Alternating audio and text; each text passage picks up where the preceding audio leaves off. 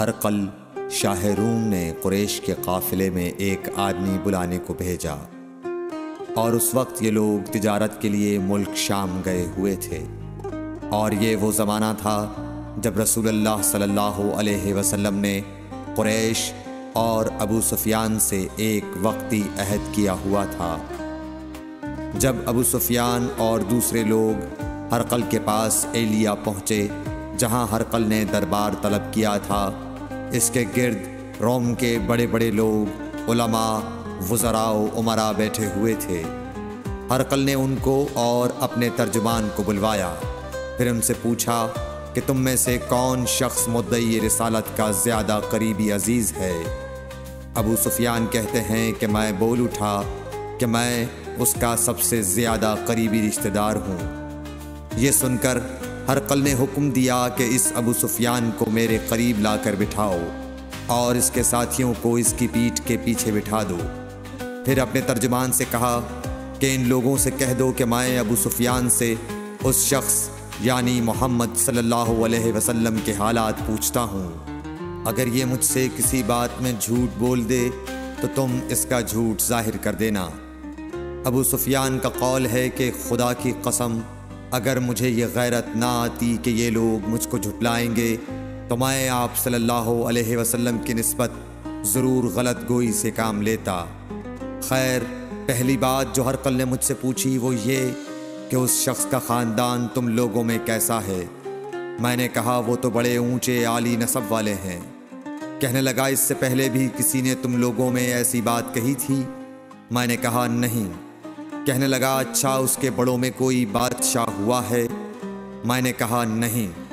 پھر اس نے کہا بڑے لوگوں نے اس کی پیروی اختیار کی ہے یا کمزوروں نے؟ میں نے کہا نہیں، کمزوروں نے۔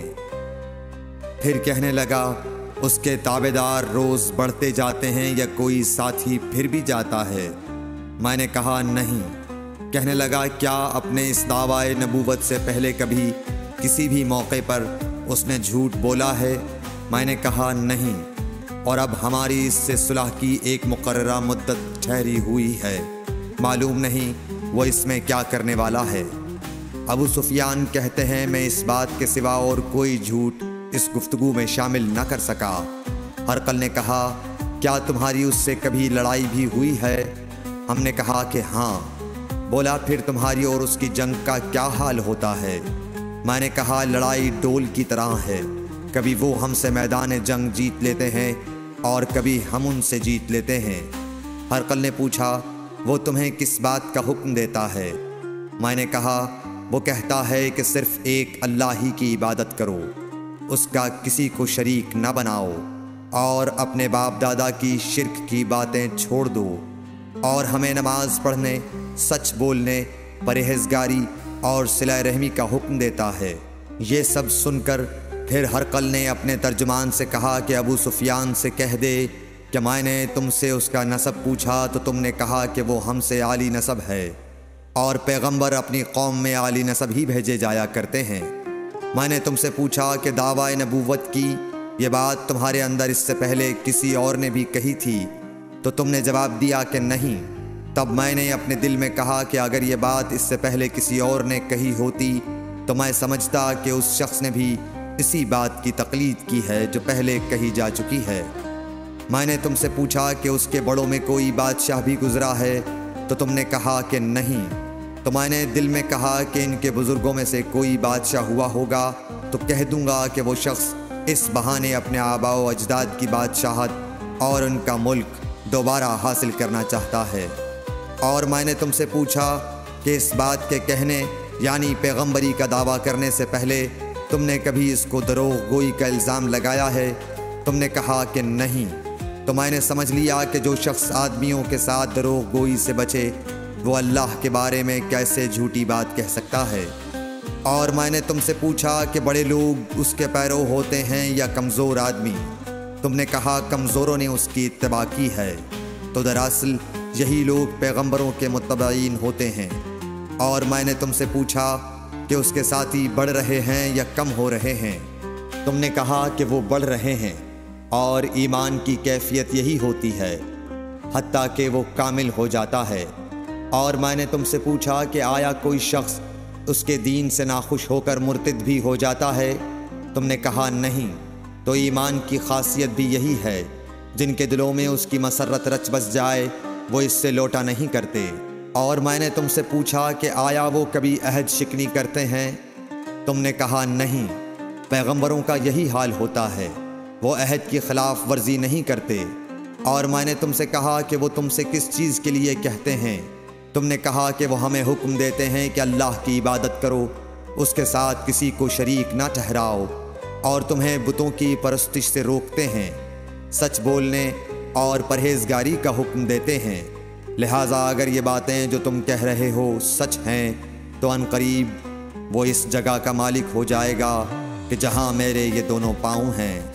مجھے معلوم تھا کہ وہ پیغمبر آنے والا ہے، مگر مجھے یہ معلوم نہیں تھا کہ وہ تمہارے اندر ہوگا۔ اگر میں جانتا کہ اس تک پہنچ سکوں گا تو اس سے ملنے کے لیے ہر تکلیف گوارا کرتا۔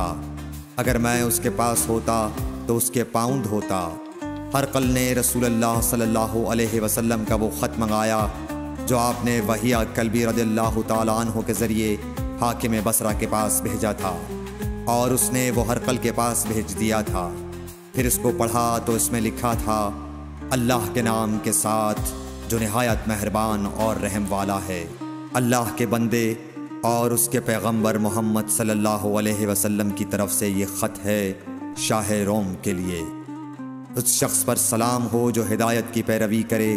اس کے بعد میں آپ کے سامنے دعوت اسلام پیش کرتا ہوں۔ اگر آپ اسلام لے آئیں گے تو دین و دنیا میں سلامتی نصیب ہوگی، اللہ آپ کو دوہرا ثواب دے گا، اور اگر آپ میری دعوت سے روگردانی کریں گے تو آپ کی رعایا کا گناہ بھی آپ ہی پر ہوگا۔ اور اے اہل کتاب، ایک ایسی بات پر آ جاؤ جو ہمارے اور تمہارے درمیان یکساں ہے، وہ یہ کہ ہم اللہ کے سوا کسی کی عبادت نہ کریں اور کسی کو اس کا شریک نہ ٹھہرائیں، اور نہ ہم میں سے کوئی کسی کو خدا کے سوا اپنا رب بنائے۔ پھر اگر وہ اہل کتاب اس کتاب سے منہ پھیر لیں تو مسلمانوں، تم ان سے کہہ دو کہ تم مانو یا نہ مانو، ہم ایک خدا کے اطاعت گزار ہیں۔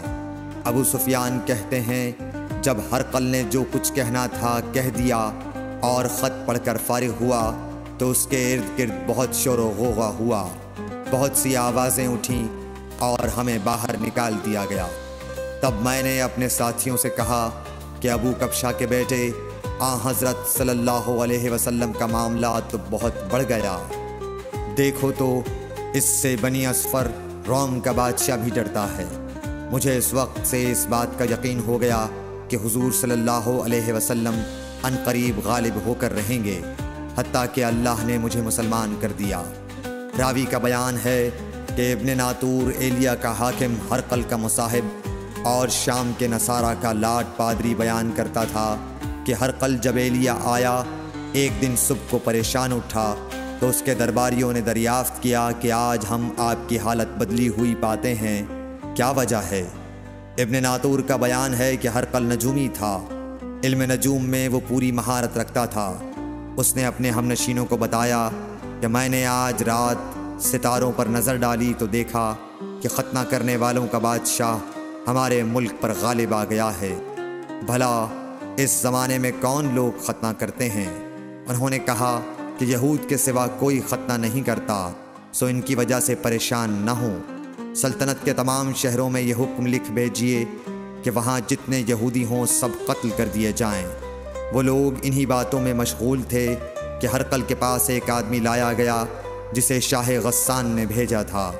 اس نے رسول اللہ صلی اللہ علیہ وسلم کے حالات بیان کیے۔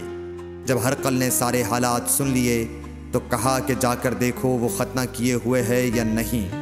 انہوں نے اسے دیکھا تو بتلایا کہ وہ ختنہ کیا ہوا ہے۔ ہرقل نے جب اس شخص سے عرب کے بارے میں پوچھا تو اس نے بتلایا کہ وہ ختنہ کرتے ہیں۔